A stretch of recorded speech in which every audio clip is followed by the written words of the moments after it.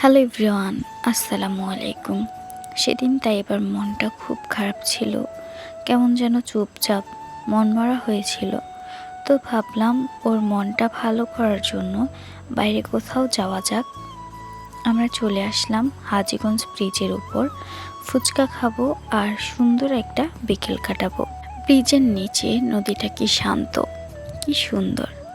আমরা চটপটি অর্ডার দিয়ে বসে আছি আর নদীর সৌন্দর্য উপভোগ করছি।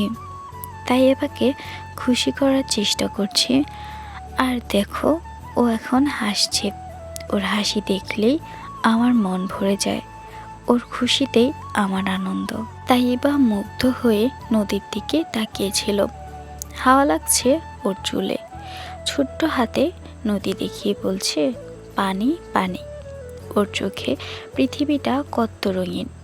ও যখন হেসে উঠল তখন মনে হলো এটাই জীবনের আসল আনন্দ। এই যে মনা ভাইয়ের বিখ্যাত চটপটি এসে গেছে, এবার খাবো। কিন্তু প্রশ্ন হচ্ছে, তাই এবার কি খাবে? ওর জন্য অর্ডার করলাম 4টা ফুচকা। ও 2টা ফুচকা খেলো আর বাকি 2টা খেলো না। ভালোই হলো, এই জিনিসগুলো তো আর খুব স্বাস্থ্যকর না, তাই কম খেলেই ভালো। সব মিলিয়ে তাই এবার মনটা ভালো হয়েছে। আমরাও একটা সুন্দর সময় কাটালাম। এরকম ছোট ছোট মুহূর্তই আসলে বড় হয়ে থাকে। মানে ছোট ছোট মুহূর্তেই তো সব সুখ লুকিয়ে থাকে।